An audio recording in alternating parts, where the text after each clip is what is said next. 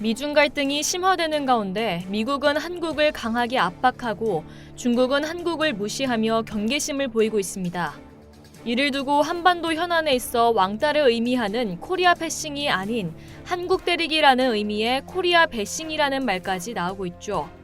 여기에 전시작전 통제권 전환과 주한미군 방위비 분담금을 놓고 한미가 대립하는 상황입니다. 이런 가운데 우리 정부는 미국으로부터 반중전선 동참을 요청받은 바 없다는 입장입니다.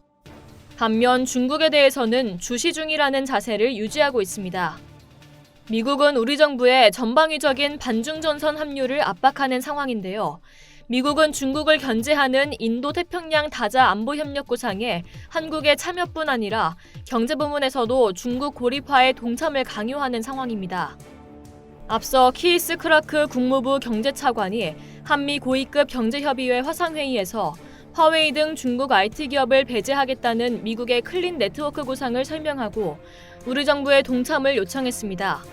클린 네트워크는 통신, 애플리케이션, 클라우드, 케이블 등의 사업에서 화웨이, GT, 알리바바 등 중국 IT 기업을 배제하겠다는 미국의 구상입니다.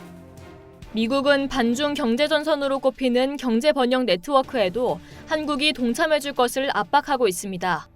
기회가 있을 때마다 우리 정부에 EPN 구상을 설명하고 이에 참여해줄 것을 기대해온 것으로 알려졌습니다. 미국은 일본, 호주, 인도와 함께 인도-태평양 지역 내 반중전선인 쿼드를 나토와 유사한 수준의 다자안보기구로 확대하겠다는 구상을 공식화하면서 한국의 동참을 압박하고 있는 상태입니다. 이런 상황에서 중국은 반중전선 참여를 경계하면서 한국을 대놓고 무시하고 있는데요. 이 같은 무시 행위를 일각에서는 힘으로 압박하는 것이라는 해석이 나옵니다.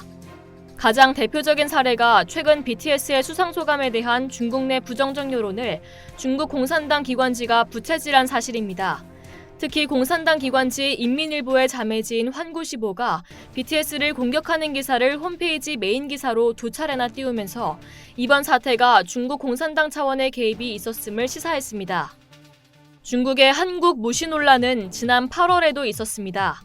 양재츠 외교 담당 정치국 위원이 방한하면서 서울이 아닌 부산 방문을 고집, 서훈 국가안보실장이 청와대에서 부산까지 내려가 양재츠 위원을 영접하는 모양새가 됐습니다. 극히 이례적이며 외교상 결례라는 지적이 나왔죠.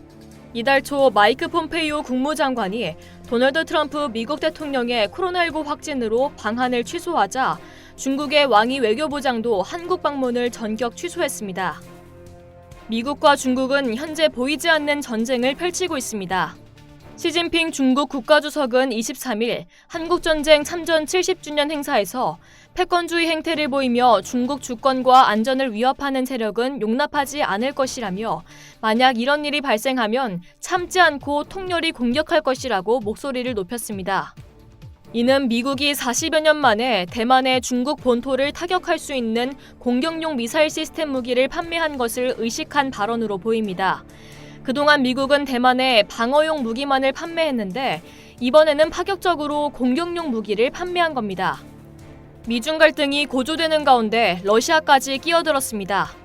푸틴 대통령은 22일 국제 러시아 전문가 모임인 발다이 클럽이 주최한 화상 컨퍼런스에서 지금은 미국과 중국이 세계에 영향력을 행사하는 G2 시대가 아니라 미국은 지고 중국은 떠오르는 중이라고 말했습니다.